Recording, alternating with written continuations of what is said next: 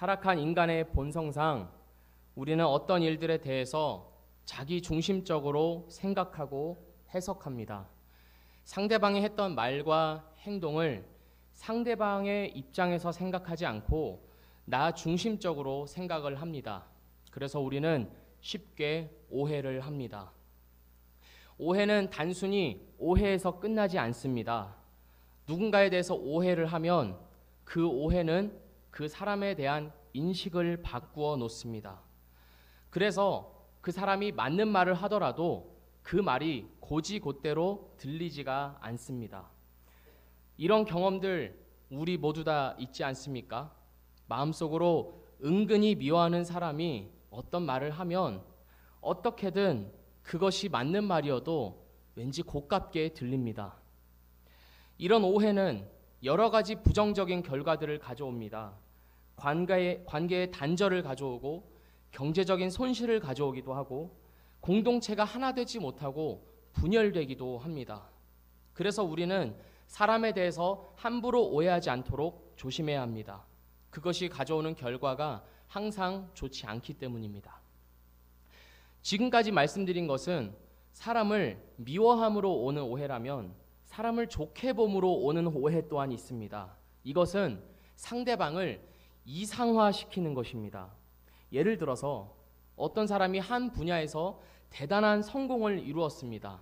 그러면 그 사람의 인격과 성품이 어떻든지 그 사람이 하는 행동은 다 옳게 보이고 좋게 보이는 것, 이것 또한 오해를 하는 것입니다. 그 사람은 성공했으니까 다 괜찮아, 이걸 했으니까 다 오케이야 라고 하면서 우리는 오해를 하곤 합니다. 이것은 처음에 말씀드렸던 오해보다 더 심각하고 더 위험한 것입니다. 누군가를 미워하는 오해는 단순히 내 개인적인 감정에서 그칠 수 있습니다. 그러나 누군가를 이상화시키는 오해는 한 무리를, 한 대중을 현혹시키고 또 그 대중 전체를 잘못된 길로 이끌 힘을 가지고 있습니다. 오늘 본문 이전에 예수님은 나병 환자를 고치셨습니다. 희멀건하게 썩어가는 피부가 언제 그랬냐는 듯이 아기 피부처럼 깨끗하게 되었습니다. 예수님은 이 나병 환자를 고치신 이후에 엄하게 경고하셨습니다. 이것을 아무에게도 보이지 마라, 분명히 말씀하셨습니다. 다만 제사장에게 가서 모세가 정한 예물을 드리고 다른 사람에게는 절대로 말하지 마라 라고 말씀하셨습니다.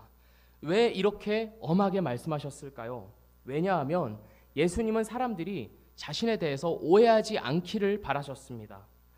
사람들이 자신을 생각할 때 병을 고치시는 분이라고 생각하지를 않길 바랬습니다.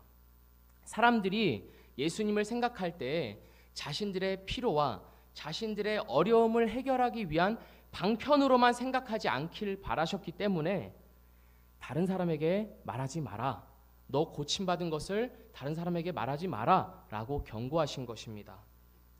그러나 어떻게 말하지 않을 수가 있겠습니까? 우리가 어떤 병원에 가서 깨끗이 치료를 받았는데, 어떤 한의원에 가서 아픈 것이 금방 나았는데 어떻게 말하지 않을 수가 있겠습니까? 누구라도 붙잡고 그 병원 정말 잘하더라, 그 의사 정말 용하더라 라고 하면서 자랑하고 싶은 것이 우리 인간의 마음입니다. 그래서 나병 환자는 지나가는 사람마다 붙잡고 자신의 문둥병이 나은 것을 말하였습니다. 그 말을 들은 사람들의 반응은 어땠을까요? 그렇구나, 축하한다, 이 정도로 끝나지 않았을 것입니다. 정말입니까? 아니 정말 어제까지 그렇게 더럽던 피부가 한순간에 깨끗하게 되었습니까? 하고 하면서 너무나 신기해하고 너무나 놀라고 어떻게 그것이 가능하게 됐냐면서 모든 관심을 기울였을 것입니다. 아니 예수님이라는 분이 그거를 고쳐주셨단 말입니까? 하면서 나도 고침받고 싶다, 나 허리 아픈 거, 나 어디 아픈 거, 우리 아버지 다리 못 걷는 거 예수님한테 당장 데려가야겠다 하면서 그 동네가 난리가 났습니다. 예수님께서 경고하신 것이 바로 이것이었습니다. 사람들이 난리가 나서 사람 그것만 생각할까 봐 예수님은 말하지 마라 라고 말씀하셨는데, 이것을 말해버려서 이제 그 가버나움 동네는 예수님이 병을 고치신다라는 소문으로 가득하게 퍼진 것입니다. 예수님은 동네에 더 이상 계실 수가 없었습니다. 그래서 한적한 곳에 따로 가셔서 기도를 하시면서 기다리셨습니다. 사람들이 잠잠해지고 사람들이 더 이상 그 소문으로 인해서 소란스러워지지 않기를 기다리셨습니다. 사람들은 예수님에 대해서 오해를 했기 때문에 그렇게 찾은 것입니다. 예수님에 대해서 한 가지만 생각했기 때문에 예수님을 그렇게 열심히 찾은 것입니다. 사람들은 예수님을 병을 고치는 분으로만 오해를 해서 정작 예수님이 누구이신지, 예수님이 이 땅에 왜 오셨는지는 관심을 두지 않았습니다. 병을 고치는 분, 우리의 피로를 채워주시는 분, 우리의 어려움을 해결해 주시는 분, 이것이 가버나움 사람들이 예수님에 대해서 가졌던 유일한 생각이었습니다. 우리도 때때로 가버나움 사람들이 되고는 합니다. 가버나움 사람들이 예수님을 오해했던 것처럼 우리도 예수님을 오해하고는 합니다. 예수님을 나의 피로를 채워주시는 분으로만 생각합니다. 어려울 때만 찾곤 합니다. 도움이 필요할 때만 간절히 부르짖고는 합니다. 물론 예수님은 우리의 모든 피로를 아시고 또 우리의 어려움을 도와주시기 원하시는 분입니다. 그러나 그것이 예수님의 전부가 아닙니다. 그것이 전부라면 우리는 예수님에 대해서 아무것도 모르는 것입니다. 예수님에 대해서 단단히 오해하고 있는 것입니다. 그렇게 만약 오해를 하면 우리는 예수님이 우리를 도와주시지 않는 것 같을 때 쉽게 낙담하고 좌절합니다. 우리의 기도를 들어주시지 않는 것 같습니다. 예수님이 우리에게 관심을 주지 않으시는 것 같습니다. 그래서 결국에는 예수님으로부터 멀어지게 됩니다. 예수님은 더 이상 나를 생각하지 않아. 예수님은 내 기도를 들어주시지 않아 라고 하면서 마음이 멀어지게 되고 또 몸이 멀어지게 됩니다. 예수님에 대해서 오해하는 것은 이렇게 심각한 결과를 가져옵니다. 예수님은 우리가 그렇게 오해하기를 바라지 않으십니다. 만약 우리가 그렇게 오해하고 있다면 예수님은 너무나 마음이 안타깝고 또 탄식하고 계실 것입니다. 그래서 어떻게든 우리의 오해를 풀려고 우리의 삶 속에서 갖은 방법으로 우리를 설득시키고 말씀하실 것입니다. 오늘 본문에서도 예수님은 마찬가지였습니다. 예수님은 가버나움 사람들이 예수님에 대해서 오해하게 놔둘 수 없었습니다.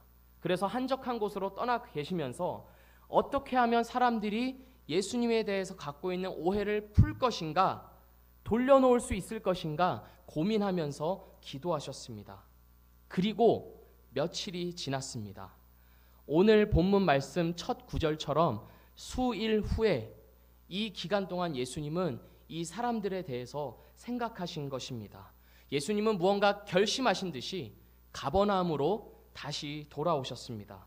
그리고 어느 한 집에서 사람들을 가르치기 시작하셨습니다. 당연히 병을 고치셨다는 예수님이 다시 우리 동네로 오셨다는 이야기를 듣고 사람들은 또다시 몰려들기 시작했습니다. 예수님을 보기 위해서, 예수님을 만나기 위해서, 예수님의 말씀을 듣기 위해서, 그리고 무엇보다도 예수님께 병 고침을 받기 위해서 몰려들었습니다. 얼마나 많은 사람들이 왔던지 예수님의 계신 그 집 문 앞까지도 사람들이 꽉 찼다고 기록되어 있습니다. 이 사람들은 가버나움 동네 사람들만 있었던 것이 아니었습니다. 같은 사건을 기록하고 있는 누가복음을 보면 갈릴리의 각 마을과 유대와 저 멀리 예루살렘에서부터 온 바리새인과 교법사들이 앉아 있었습니다. 그러니까 예수님은 지금 어느 한 동네에서만 화제가 되고 소문이 나고 하는 것이 아니라 저 먼 곳, 그러니까 이스라엘 전체 전국 전체로 이미 이름이 유명해져서 사람들이 몰려들게 된 것입니다. 어쨌든 이 사람들을 포함해서 수많은 사람들이 그 집에 가득 차서 예수님의 말씀을 듣고 있었습니다. 예수님을 사모해서 모인 사람들도 있었고 바리새인과 교법사들처럼 어떻게든 예수님을 책잡기 위해서 예수님께 그 잘못을 비판하기 위해서 모인 사람들도 있었습니다. 저마다의 목적으로 예수님의 한마디 한마디에 귀를 기울이고 있었습니다. 그런데 이상한 소리가 들리기 시작합니다. 바스락 바스락, 딸그닥 딸그닥, 슥슥슥, 쿵쿵쿵 하는 그런 소리들이 들리기 시작합니다. 우리들이 모여있는 이 가운데에 갑자기 어느 곳에서 이상한 소리가 들린다고 생각해 보십시오. 더 이상 저는 말씀을 전할 수 없을 것이고 여러분은 또 집중해서 들을 수가 없었을 것입니다. 예수님이 있던 것도 마찬가지였습니다. 예수님은 말씀을 멈추시고 또 사람들은 듣던 것을 멈추고 이게 무슨 소리인가 하면서 주변을 둘러보았습니다. 그런데 그런 소리를 의도적으로 내는 사람은 없었습니다. 잠시 소리가 멈춘 듯 하더니 또 다시 그런 소리가 들립니다. 쿵쿵 슥슥 하면서 그런 소리가 들립니다. 가만히 귀를 기울여 보니까 저 천장 위에서 어떤 소리가 들리고 있는 것입니다. 사랑하는 성도님들에게는 어떨지 모르겠습니다만은 저에게는 이 소리가 너무나 익숙합니다. 천장에서 나는 이 소리가 너무나도 익숙합니다. 아파트 문화권에 사는 우리에게는 이 소리가 굉장히 친숙한 걸지도 모릅니다. 윗집에서 아이들이 쿵쿵거리는 소리, 막 마늘 이렇게 빵빵빵 빻는 소리, 막 각종 소리가 천장에서 들리는 것을 우리가 경험하면서 지금까지 살았을지도 모르겠습니다. 바로 층간소음입니다. 이게 처음에는 너무 거슬리고 신경 쓰입니다. 그래서 윗집에 찾아가서 벨을 눌러서 이렇습니다 하면서 설명하면서 이렇게 말씀드리기도 합니다. 그렇지만 그때뿐인 것, 이것도 다들 경험하셨을 줄 믿습니다. 이내 그 소리는 다시 들리고 또다시 찾아가서 말씀드리기가 못해서 그냥 내 귀가 적응하고 내 마음이 지쳐버려서 그냥 무덤덤해지는 이런 것들, 이게 바로 층간소음입니다. 대한민국에서 없어져야 할 바로 첫 번째라고 생각합니다. 이 당시에도 층간소음이 있었던 걸까요? 아닙니다. 이 당시의 집은 2층이 없었습니다. 사람들은 대부분 1층에 살았습니다. 그렇다면 이 소리는 어디서 나는 것이었을까요? 2층 집에서 나는 소리가 아니라 옥상에서 무언가를 하고 있는 소리였습니다. 사람들이 옥상에서 무언가를 하고 있었습니다. 여러분이 잘 아시는 것처럼 중풍병자 그리고 중풍병자의 친구들이 그냥 예수님께 갈 수가 없어서, 사람들을 뚫고 갈 수가 없어서 어떻게든 예수님 앞으로 중풍병자를 데려가야겠다 해가지고 옥상으로 데려가서 지붕을 뜯어서 이 중풍병자를 달아내리려고 한 것입니다. 나뭇가지와 진흙, 지프로 만들어진 지붕을 하나하나 뜯고 있는 소리를 여기에 앉아있는 모든 사람들이 예수님을 포함해서 듣고 있었습니다. 사람들은 예수님의 말씀을 듣다가 이 소리가 나는 천장을 쳐다봅니다. 천장에 구멍이 뚫렸습니다. 그리고 구멍을 통해서 파란 하늘이 보이기 시작합니다. 그리고 구멍이 점점 더 커지고 꽤 커졌습니다. 그리고 그 구멍을 통해서 침상 하나가 쫙 내려오기 시작합니다. 굉장히 희한한 광경입니다. 모든 사람들이 주목하고 있는 가운데 침상 하나가 줄에 매달려서 삐그덕 삐그덕 하면서 천천히 내려옵니다. 예수님을 포함해서 모든 사람들이 이것만 보고 있습니다. 침상이 다 내려왔습니다. 예수님 앞에 그 중풍병자가 놓였습니다. 누가 보아도 이 중풍병자 오랫동안 중풍병을 앓아온 것 같습니다. 이제 무슨 일이 일어나는 걸까요? 이곳에 모인 모든 사람들은 이제 예수님이 어떻게 하시는지 숨죽여서 지켜보고 있습니다. 병을 고치시는 예수님이 갑자기 나타난 이 중풍병자를 어떻게 고치시는가 하면서 귀 기울이고 있었습니다. 마침내 예수님이 입을 여십니다. 이 사람아, 내 죄사함을 받았다. 이 말씀은 사람들에게 큰 의문을 불러일으켰을 것입니다. 아니, 예수님은 병을 고치시는 분이 아닌가? 그런데 왜 병을 고치시지 않고 죄를 사해 주시는 것이지? 예수님이 죄를 사해 주실 수 있나? 바리새인과 교법사들도 마찬가지였습니다. 죄 사함을 선포하시는 예수님의 말씀을 듣고 매우 놀랐습니다. 아니, 이 사람이 누구이길래 이런 말을 하는가? 죄를 사하시는 분은 우리 하나님밖에 없는데 어디서 나타난 이 사람이 감히 죄를 사해 주는가? 신성모독 아닌가? 하면서 심각하게 받아들였습니다. 사람들의 이런 반응은 예수님께서 의도하신 바였습니다. 예수님은 이 사람들의 인식에 의문을 던지고 싶으셨습니다. 예수님을 병 고치는 사람으로만 알고 있었던 사람들의 오해를 바꾸어 놓기를 원하셨습니다. 그래서 일부러 의도적으로 중풍병자에게 네 병이 나았다 대신에 네 죄가 사함받았다라고 말씀하신 것입니다. 중풍병자도 이 말을 듣고서 의문이 들었을 것입니다. 왜 예수님께서 이런 말씀을 하시지? 그래서 이제 내 죄가 없다는 것인가? 내 중풍병은 그대로인데 이제 나는 어떻게 되는 거지? 하는 의문이 들면서 혼란스러웠을 것입니다. 사랑하는 성도 여러분, 주님께서 우리의 인생에 의문을 주시는 때가 있습니다.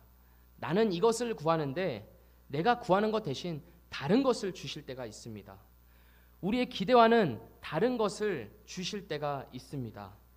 나는 병을 고침 받아야겠는데 병을 고쳐주시는 대신 죄 사함을 받았다는 알 수 없는 이야기를 하실 때가 있습니다.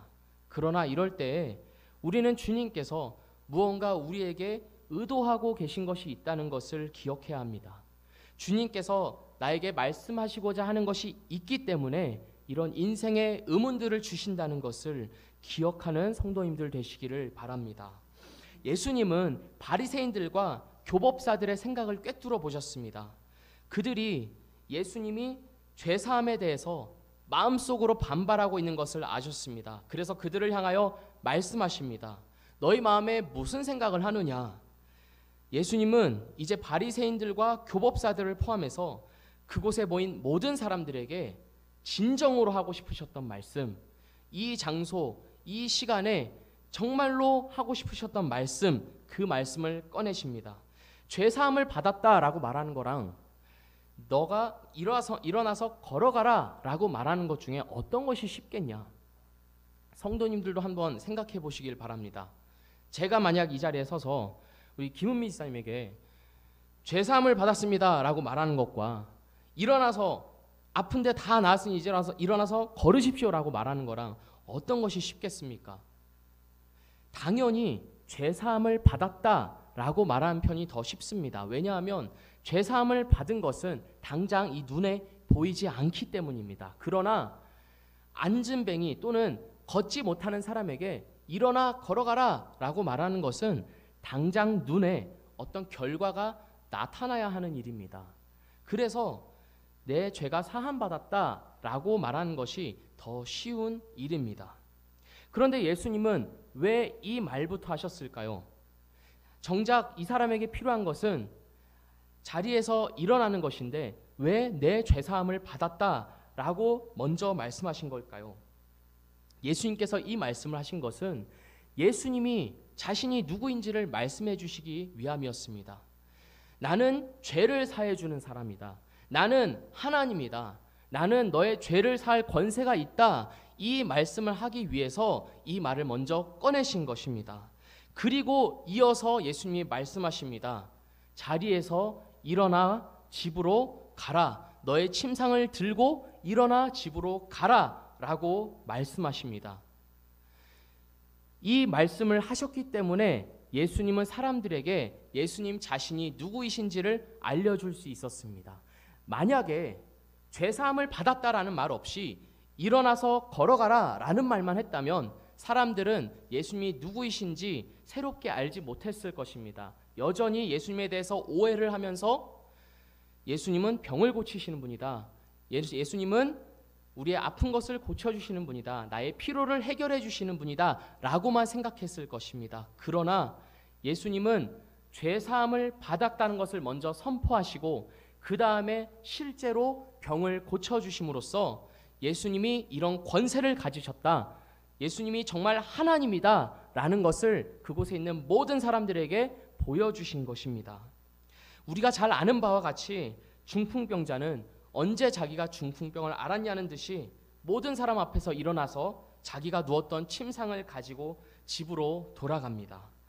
그곳에 있었던 모든 사람들이 너무 놀래서 놀래지도 못했을 것입니다. 너무나 당연하게 슥 일어나서 자기 침상을 가지고 돌아가니까 어안이 벙벙해서 그저 쳐다만 보았을 것입니다. 예수님이 의도했던 대로 되었습니다. 오늘 본문 이전에 나병 환자를 고치신 이후에 생긴 오해를 푸셨습니다. 모든 사람이 예수님을 병을 고치시는 분으로 생각했습니다. 나의 부족함과 피로를 채워주시는 분으로 생각했습니다. 그러나 이제는 예수님이 죄를 사하시는 분이라는 것을 알게 되었습니다. 예수님께서 이 모든 상황들을 이끌어 오시면서 하고 싶으셨던 단 한마디, 인자가 땅에서 죄를 사하는 권세가 있다. 그것을 알려주신 것입니다. 우리가 예수님에 대해서 가장 먼저 생각할 것이 이것입니다. 예수님은 우리의 죄를 사해 주시는 분입니다. 죄를 사하는 권세를 가지신 분입니다. 죄는 우리를 죽음까지 이르게 하는 권세를 가지고 있습니다. 그러나 우리 예수님은 그 죄를 사하십니다. 왜냐하면 죽음을 이기셨기 때문입니다. 십자가에서 피 흘려 죽으시고 3일 만에 부활하셨기 때문입니다. 죽음의 권세, 죽음까지 이르게 하는 죄의 세력을 무찔러 이기신 분입니다. 자신이 죽을 것을, 예수님께서 중풍병자에게 죄사함을 선포하신 것은 예수님 자신이 죽을 것을, 십자가에서 달리실 것을 근거해서 말씀하신 것이었습니다. 예수님은 중풍병자처럼 신음하며 찾아오는 우리에게 말씀하십니다. 내 죄사함을 받았다. 비록 나는 주님께 나의 피로를 가지고 나갔더라도 주님은 나의 진정한 피로를 보시고 말씀해 주십니다. 내 죄사함을 받았다. 이것을 우리 모두 경험하며 지금까지 오지 않았습니까? 내 어려움을 가지고 주님 앞에 나갔더라도 주님께서 나의 죄를 깨닫게 해주시고 나를 구원해 주신 것을 다시금 깨닫게 해주셔서 감격하게 하신 것, 무한히 감사하게 하는 경험을 주신 것, 우리 모두 가지고 있지 않습니까? 이 은혜를 경험하는 축복이 오늘 우리 모두에게 있기를 원합니다. 오늘 말씀을 통해서 또 생각해 볼 것은 이것입니다. 우리는 예수님에 대해서 오해를 하지 않기 위해서 예수님을 잘 알아야 합니다. 우리가 누군가에 대해서 오해를 하는 것은 잘 알지 못하기 때문입니다. 관계가 친밀하지 않기 때문입니다. 친한 사람이 있으면 우리가 어떤 농담을 하더라도 이것이 그 관계의 기초에서 아무 문제 없이 넘어갑니다. 그러나 관계가 맺어져 있지 않으면 어떤 가벼운 농담을 했더라도 그것이 그 사람에게 상처가 될 수 있고 오해를 불러일으킵니다. 예수님과의 관계도 이와 마찬가지입니다. 우리가 예수님을 잘 알아야 예수님에 대해서 오해를 하지 않을 수 있고 또 예수님이 우리 삶에서 바라시는 것들을 우리가 잘 알고 살아갈 수가 있습니다. 무엇보다도 예수님께서 우리에게 바라시는 것, 이 땅에서 천국을 경험하며 살아가는 것, 그것을 우리가 살아갈 수 있습니다. 그러면 우리가 어떻게 해야 될까요? 세 가지를 말씀드리고자 합니다. 첫 번째로 우리는 예수님께 말해야 합니다. 우리가 아는 것처럼 예수님께 말하는 것은 바로 기도입니다. 우리의 생각, 우리의 마음, 내가 살면서 경험한 것들, 속상했던 것들, 그 무엇이든 좋습니다. 그것을 예수님께 말씀드리는 것입니다. 예수님은 그 말씀을 들으시고 또 모두 들으십니다. 이러한 관계가 쌓여져 갈 때 우리는 점점 더 예수님께 말하고 싶어질 것입니다. 세상에 말하고 싶어 하지 않는 사람은 아무도 없습니다. 나의 말을 진심으로 귀 기울여서 들어주시는 예수님을 생각할 때에 우리는 하루하루 이것을 더 말하면서 예수님과의 관계가 더 깊어짐을 경험할 수 있을 것입니다. 두 번째로 우리는 들어야 합니다. 우리만 말하는 것이 아닙니다. 관계를 위해서는 또한 들을 수 있어야 합니다. 예수님께서 우리에게 원하시는 것이 무엇인지, 우리에게 바라시는 것이 무엇인지 말씀을 통해서 또 기도를 통해서 묵상을 통해서 우리는 들어야 합니다. 그리고 세 번째로 우리는 우선순위를 주님께 두어야 합니다. 누군가와 친하다는 것은 나의 우선순위가 그 사람에게 있다는 것입니다. 내가 할 일이 있더라도 우선순위가 있는 사람하고는 우리는 관계를 맺습니다. 그러나 우선순위가 없는 사람이 뭔가 연락을 해오거나 만나자고 할 때는 우리는 보통 이렇게 말합니다. 시간이 없어서요. 바빠서요. 그러나 우리가 만나고 싶어하는 사람이 있을 때는 어떻게든 우리가 시간을 내서 만나고자 하는 것을 우리가 알고 있습니다. 예수님께도 마찬가지입니다. 우리의 우선순위, 우리의 가장 첫 시간, 나의 가장 첫 마음, 이런 것들을 모두 주님 앞에 드리는 우리 모두가 되기를 바랍니다. 예수님께 듣고 예수님께 말하고 또 예수님께 삶에서 우선순위를 둠으로 예수님께 대한 오해가 풀어지며 예수님을 점점 더 바르게 알아가며 이 예수님과 함께 이 삶을 살아가시는 우리 미랄교회 성도님들 되시기를 주님의 이름으로 축복합니다. 아멘. 함께 기도하겠습니다. 주님 감사합니다. 주님 오늘 말씀을